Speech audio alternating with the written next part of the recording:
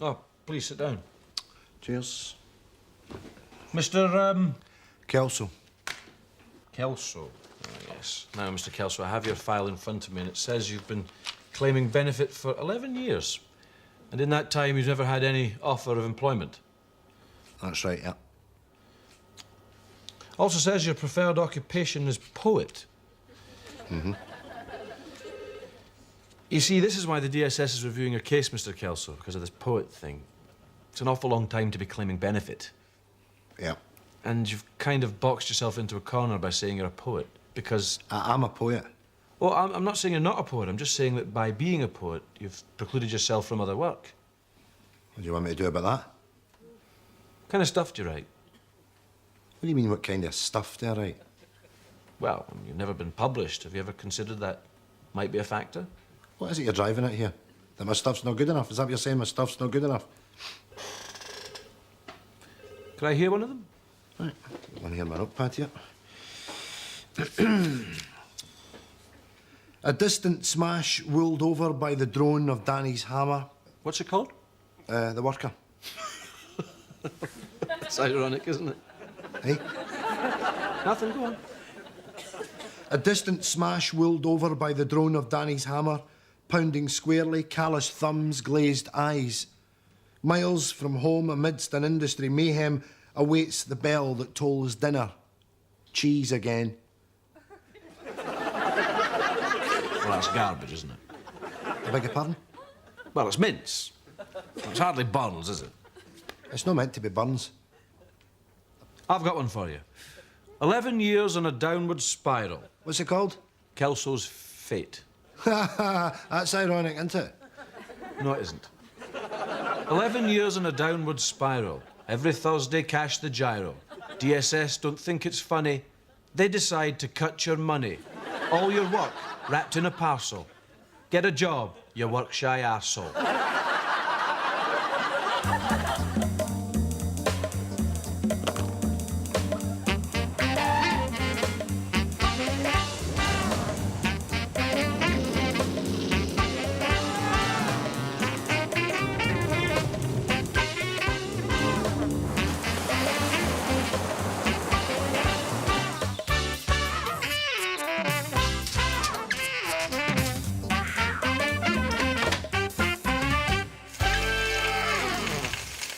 Hi there.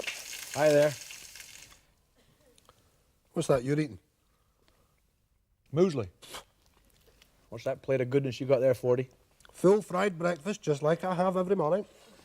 Full fried breakfast, eh? You're a braver man than me. Don't start about the dieting. I'm sorry. You're doing well, too, I must say. And I'm losing weight. You are.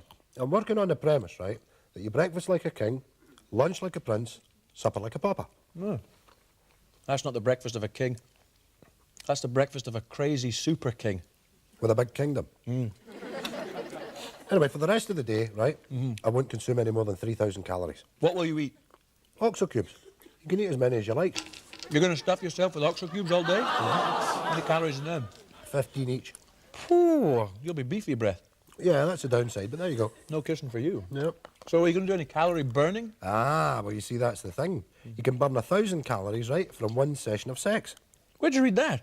Never mind where I read it. It's just a well-known fact. Come on, that's some statistic you picked up. Where'd you get it from? The Hello. Right. What if you like me? What if you like me friends? See, me friends only last 2 or 3 minutes. Uh-huh. Do you burn 1,000 calories that way? No, 2 or 3 minutes means 2 or 3 calories. It's just the way it is. So you've got to be a 60-minute man to burn that 1,000 calorie. Here's the thing. What if you can't have sex? Viagra. Oh, Viagra. You'd lose a few pounds with that, eh? Yeah, you'd lose 80,000 calories in a night. What a session that would be. 20 stones down, eh? You'd be a skinny little thing with a big head, but you'd be a love machine. Do you think you can overdose on Viagra? I don't know. I guess it'd be fairly easy to spot the guy in the morgue who had OD'd on Viagra. Yeah. You'd never be able to get the lid down in a coffin. You'd need to wipe the smile off the guy's face with a hammer. Hey, I'm sorry I'm late. You're not late, you're early. Oh, hey.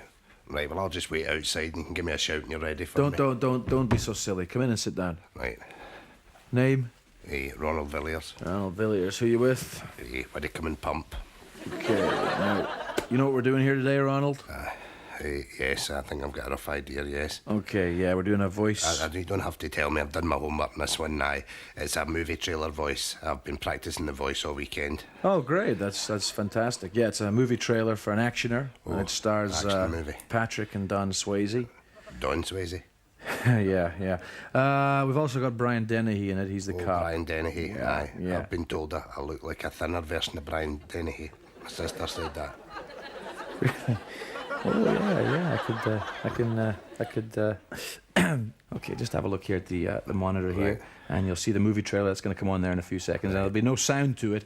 You just supply the script there. It's just to give you an idea how long the voiceover has to be. Right. Okay, then. Okay. Oh, then it started. Look. Yeah. Okay, there you'll see the brothers coming out of the prison, state pen. There's Brian coming out of the precinct. Oh, aye. Yes, there's a train crash. Like me there, huh? Yeah, there's the bar fight. There's Brian again on the rooftop. Right, Then we do a couple of seconds on the bomb. A little bit of a car chase. Car turns over. Titles. Oh, that looks fabulous, that. What a job you've done. I'd like to see that myself. You ready to have a go at it, Donald? Oh, Ronald.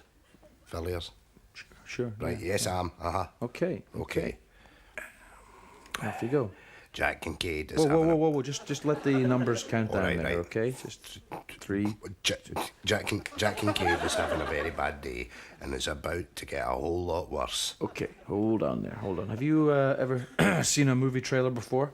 Well, of course I have, yes. Okay. It's just we need the voice to be a little grittier. Right, You know, grittier. a little more sort of gruff. I'm good at gruff and gritty, yes. Are you? Oh, aye. Yeah? Oh, I've done that. Okay. Right. You want to have another go? Sure. Okay. All right. Jack Kincaid is having a very bad day. Whoop. Well, hold on. Just give me that script there for a second. Don't you worry. You want a glass of water or something? I'm all right. Okay, right. Now listen to this. Jack Kincaid is having a very bad day. Yeah? You're brilliant. You know that. That's very rough. Okay, ready to go? Okay. Off you go. Right. Jack Kincaid is having a really bad day. Deeper. But Jack Kincaid is having a really bad day. Deeper. Jack Kincaid is having a really bad day. Deeper. Jack Kincaid is having a really bad day. Jack Kincaid. Thanks, Donald.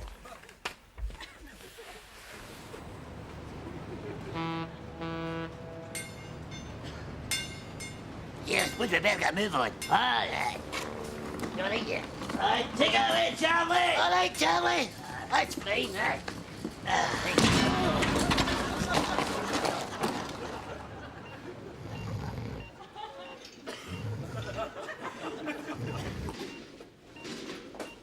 Where are we?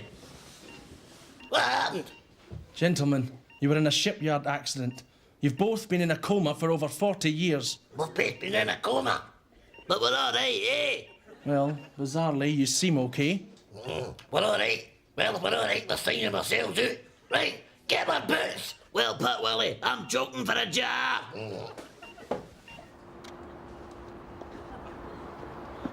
Oh, what?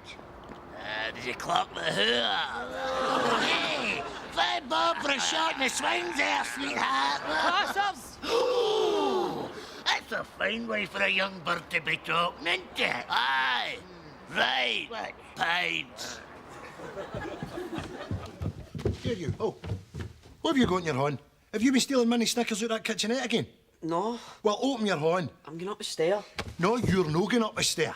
I have tried with you, son. I really have tried with you. What is it you want? Is it a visit to the big house you want? The big house with the wee windies, is it? I've not stolen anything. Well, that's what they all say, eh? That's what they all say in the big house when they get the chance to talk in between the buggerns and all the rest of it. Open your hand. No, Do you want me to lift that phone up? Is that what you want me to do? You want me to phone the busies and drag you right down the cop shop right now? You'll not be able to walk. I'm not going to the big house. I've not stolen anything. Oi! Don't give me any of your cheek. Is that what you're doing? You answer me back. If you have any idea what happens to boys that answer their dad back. To go to the big house. That's right, they end up in the jug, the clinker, the slammer, Shawshank without the redemption. Oh, aye, and I suppose you'll be off out tonight and all, eh? Aye. Aye, out with your big Mick biker pals to tear the tune up. No, it's school prize giving. I won the English prize. You won the English prize? Oh, son. Oh, they think a son of mine could win the English prize. I'm up proud. It's nothing da. It makes it all the more unbearable to think of you lying in some urinal somewhere, bare arse naked with the blood running out you. Is that everything for you, madam? That's everything, yes. That's the People's Friend and 20 Peter Stuyvesant. No Caesar today, then? Sorry? You're not buying dog food today? Usually buy dog food on a Tuesday. Oh, yes, well, I'm afraid I won't be buying dog food anymore. Oh, why's that? Because little Binky passed away. Oh, I'm sorry to hear that. Were you very fond of little Binky? Oh, I was. What kind of dog was he? A Scottish Terrier. Oh, I'm so sorry about that. Scottish Terrier. I wish I had a wee Scottish Terrier in here sometimes to keep me company. I'm in here on my own, you know, every day, day after day after day. But was Binky all you had in the world then? Well, no. Actually, I have 3 sons. Oh, they come round and visit me regularly with my grandchildren. Oh, so are they coming round today then? Not today, no. So you're going to be all on your lonesome, eh? Listen, here's an idea. Why don't I just shut the shop for a couple hours, eh? I'll get some Numbari and some milks and some French Francis, a couple of individual trifles, and I'll come round to yours and we'll make a day of it, eh? We'll have tea and cakes. What about that then? And we could chat and you could show me some pictures of your grandkids. What do you think? I forgot. My sons are coming round this evening. Oh, well, that's even better. I could meet them. May I just pay for my shopping, please? Yes, certainly. That's £3.65, please. There you are. But where about your change? Keep the change. Your sons will stop coming round one day, you know. They're having too much fun to visit old Mum. I'll still be here. I can eat a scabby-headed cow. I can eat a farmer's ass poking through a hedge. Whoa! I'm no eating that, but... What is that? A walloper? Can you get a walloper supper, aye? Here, have a squatch of that. Pizza! Oh, you're charging for a pizza now? Yeah, I thought pizzas were for free. Maybe they've got a fancy pizza pot out the back. Who's for? 2 bottles of iron brew. What? Listen, though, we're not going deep sea diving. Aye, who do you think we are? Hans and Lottie Hass? Oh, Mrs. Devlin. You're Tommy. Billy. Jimmy. I'm Mark. Mark, that's right. How are you, Mark? I'm fine. How's yourself? Oh, I'm Gallus. Now, is it the fuller cannon you're wanting, a crystal ball reading, or you can have the skull? A skull? What's that? You read my skull? No, I've got a skull, a rather special skull. Oh, well, I'll go for the skull, aye. Skull's $2 extra. All right, what was that? 10? Aye, that'll do. Right, if you just want to sit back, relax, then I shall reveal the skull. There you are. This is the skull of the Marquis de Sade. What? The Marquis de Sade. Young fella, you know, invented sadism. I was a bad man. You can read the future a lot better for the skull of a bastard than you can for a good guy. Ken Nina Shepherd does a Gallagate. She's got the skull of Pol Pot. She's booked up to July. Mind you, she's just got it in for Cambodia, so it's still needing biled to get all the muck off it. Biled? Aye, you've got to bile it to get the hair and the ears and the eyes off. It's a manky job. Right. Seeing the initial M. That'll be me, Mark. Oh, well, we're after a good start. I'm seeing a garden, wains in it, and a man cooking, like cooking outside, you know? Oh, you mean like a barbecue? That's right, like a barbecue. What do you want me to say? I don't know. Barbecue. I've never been to a barbecue. Right, well, you'll be going to one soon. I see the name Mary. No, I don't know anybody called Mary. Margaret? Yep. Maybe, no, it's Maisie.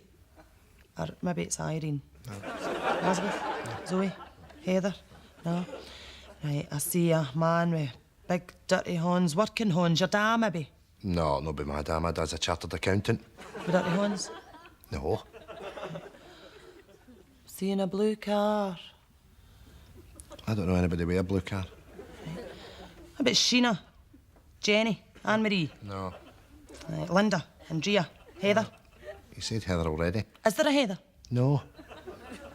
Right. What? What? That surely can't be the skull of the Marquis de Sade. How? It's a wee. Ah, but this is the skull of the Marquis de Sade when he was a wee boy. What? That'll be us, darling. Aye, but listen, don't go to any trouble, sweetheart. Aye, we'll wait for the nail barber. No. Come on, I'll give you a shampoo anyway. No. No, this. I washed mine this month. Can you not smell the carbolic? Aye, the only time I've ever get my head in the sink is when I'm spewing up my ring. Well, I think you would feel the benefit for it. Well, it doesn't matter, because here's the male hairdresser now. Hiya, Kevin. Hiya. Oh, just what I love. A pair of blank canvases screaming out for a makeover. If it's all the same with yourself, Kevin, we've changed our minds. This place seems a wee bit overpricey for us anyway. Oh, come on. Aye, remember for that price, not only does Kevin cut your hair, but I give you a blow dry as well. Is that a fact now? So, the blow dry is included in the price? Naturally. That sounds rare. One will get fired in amongst it. Aye, as long as that boy Kevin isn't dishing out the blow dry. Now it's time to rejoin Joan at the Janandra B&B as the holiday season approaches and tensions mount in Largs Uncovered. It's 9 a.m. Joan makes everything shipshape for the arrival of the B&B's new guests. Well, I've got 3 rooms completely booked out for the weekend. So quite relieved about that. It's the first weekend of the season. I've got Mr. Dorsey and his niece. They've been coming here every year for the last 2 years this year. An elderly couple, Mr. and Mrs. Carson. They've been coming here every year for, even since the previous owners were running it. And I've got the blind fella, Jim. He's just lost his mother, so I've moved him into a single. He lives here all year round. Busy. Oh, excuse me. The towels are folded, the sheets are washed, and the Carsons arrive. Joan is a big believer in public relations and always greets the guests at the door. Hello, Mr. and Mrs. Carson. Nice to see you again. Hey? You're both looking well. Hey, key. Yeah, right, there's your key, Will. Enjoy your stay. Joan is uptight, as her husband Andrew has been drinking and is monopolising the living room. Well, I'm actually a bit uptight. It's my husband, Andrew. He's been drinking again. He's monopolising that living room. He's watching stars in her eyes. My husband doesn't always drink, just in the holiday season. Oh, no! You're like bossy! It's his idea to open my B&B, but after the first year, I couldn't get him to lift a finger. Excuse me, what is it, Mr. Dorsey? Oh, right, yes. My niece is having a nap at the moment. I was just wondering if it was all right to come down and watch some television. Andrew's in there, Mr. Dorsey. Oh, right, I'll just leave it, thanks. Just go back upstairs. Tell me, will you be changing the sheets in the morning? Oh, Dorsey, I know what you're up to with that niece. Huh? Who comes to a B&B with a 22-year-old niece? You dirty, clatty gay! Shut it, Andrew! Ugh! The following morning, the house is quiet. Andrew works off his hangover by preparing the breakfast.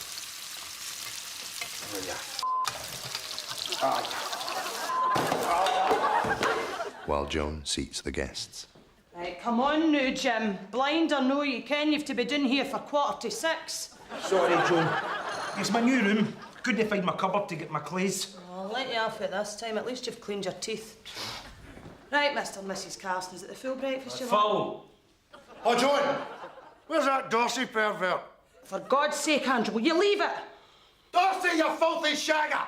Get off the bones and get down here for your breakfast, or it's gone in a bin! It's 11 a.m. Mr. Dorsey and his niece have yet to surface, and Andrew's been drinking. Ah, shut up. Dorsey! Open this door! Are you taking the piss? Dorsey! Out of here! I'm putting this in! Tragedy has struck. Both Mr. Dorsey and his niece lie dead. Joan is upset. Oh, I'm gutted. Booked him for a week. When you're older, wouldn't it be nice to have a permanent income to rely on, even although you haven't organised a personal pension? Well, with Home Free, you can have all the benefits of a personal pension without any of the planning. If you own the house you live in, and the house is worth £70,000 or more, and you have little or no mortgage to speak of, then Home Free will release part or indeed all of the equity in your property, giving you a carefree pension to spend on whatever you want, whenever you want, and live in the house for the rest of your life. There's no difficult forms to fill in. and no salesman's going to call. Here's how it works. If you live to, say, the ripe old age of 95, then you have us humped. But if you should get sick before then, which will probably happen, then Home Free will do their utmost to snatch your property from underneath you and then forget all about your sad old wrinkly arse.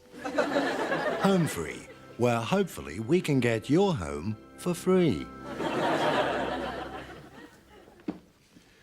OK, Betty, let's go past the war now to the time of rationing. Tell me, what are your memories? Well, it was a good time to be living. I mean, we felt we'd come out of a bad period, you know, a dark period. Everybody was happy, even though there was rationing. Must have been very hard for you to try and feed and clothe your family and indeed keep them all together. Tell me, how many children did you have? 11. 9 by different fathers and 2 by my Charlie. Yes, quite. But you did manage to get food on the table. Aye, well, I just sold my ration book because me and my pal Rose could get as much meat and stuff as we wanted. From the black market? No, out the shops. Now, take Cochrane's, for example. See, I used to get cheese out of Cochrane's, and in them days, cheese came in big, huge chunks, like the size of a puffy. And with your ration book, you were only allowed 2 ounce. But I came to an arrangement with a man that worked in the shop. He says to me if I went in the back and dropped him and let him rattle me in the big cheese, I could take him as much as I could claw. Tell us about the bananas. Oh, never mind the bananas.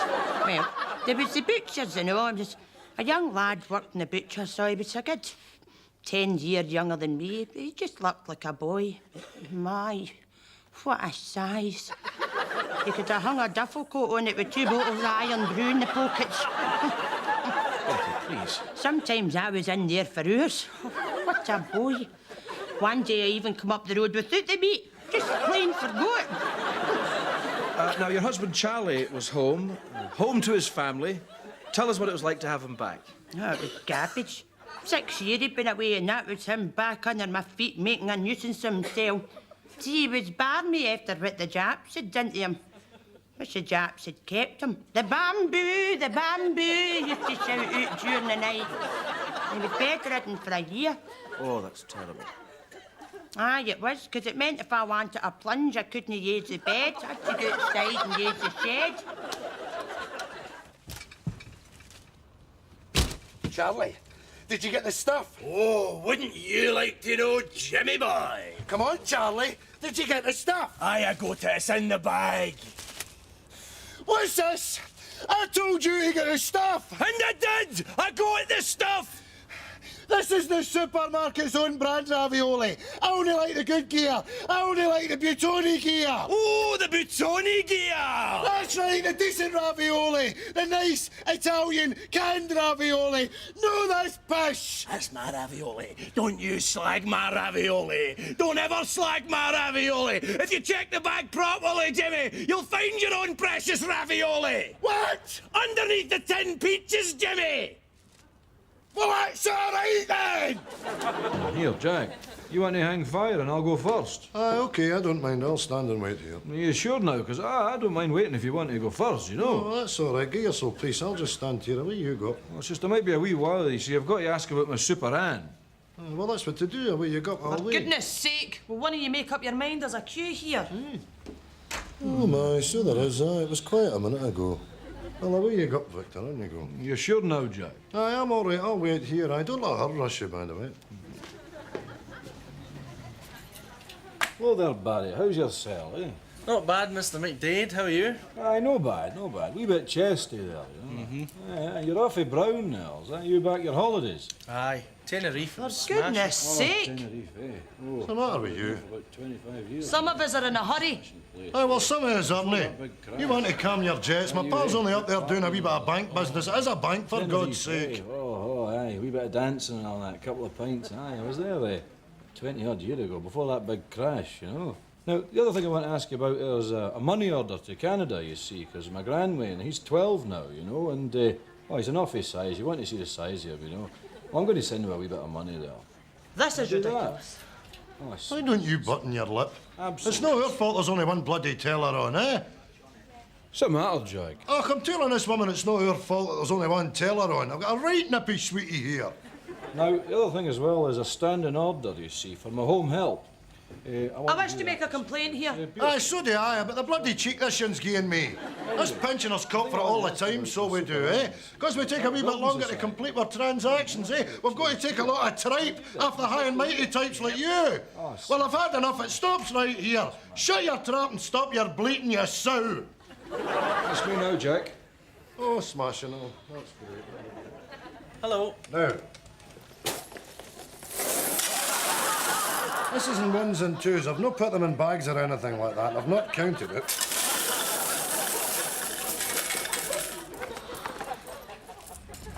You can't beat Saturday at the football, eh? Swaying about the terraces, firing into a few pale ales and then pushing into the car. Aye, you're not wrong, aye. It's absolutely brilliant, isn't it? What a bit. Yeah, you see murder. Where's your charger? Sorry, lads. I'm going to have to confiscate that drink. What? Hold on. We'll scalp them. Let me think now. 8 cans. I'll take us 2 minutes. And before we go any further, may I remind you that drinking in public is also illegal. What? Right, Elliot Ness. Take the baby. Aye, take it. And away goes peace to watch the rest of the game. Come on, As is brandishing an offensive weapon in football grounds. What? You be telling us next we can't even sing a sash? Can we still cheer the kick-off, aye? If you've got a ticket. What? Ticket for the football? It's no the Traviata we're going to see. Never you're telling me you're going to buy tickets to go to see the football on a Saturday? Aye, and it'll not do you any good today. How's that? Because Saturday's game kicks off Monday evening, 7:45. What? Another show. Another end of show pair of jumpers. And I can't help but notice, Fordy, that a calm has befallen the flat. The cat seems to have stopped scratching. Oh, well, there's a reason for that. You buy it a scratching post? No. Some mooks might have bought it a scratching post, but I thought, no. Scratch cards. Oh, genius. Yeah. Scratch cards? Well, that's the most useful thing a cat could do for you, scratch your little scratch cards for you. Oh, man, that saves you the bother of going into your pocket to get the pound out. Well, exactly, because pounds sometimes don't work. Sometimes you've got to get the 1 pence or the 2 pence, and it's a real hassle, so I thought, let the cat do it. So you've killed 2 cats with 1 card? Exactly, but there's a downside. What's that? Well, sometimes it scratches off the wee void box as well. There's another downside. What? There's some money missing out of my wallet. You blaming me? No, fella. My wallet's your wallet. Right. I think the cat is nipping in with its little paw to my wallet and nipping down to the shop to get scratch cards. Are you suggesting this cat's got a scratch card habit? I'm suggesting that cat is addicted to scratch cards. Tenner. Good night. Godspeed. Here. You seen that Chewin the Fat, Pater? Oh, man, can't you go that Pater, man? What is this, Pater? Pater. Total Pater. That's what it is, but man, just Pater. Oh, Jings. These are handy things, these, eh? Aye. When she's finished getting us with blow dry, she can come up here and wash the clabber off our bonnets.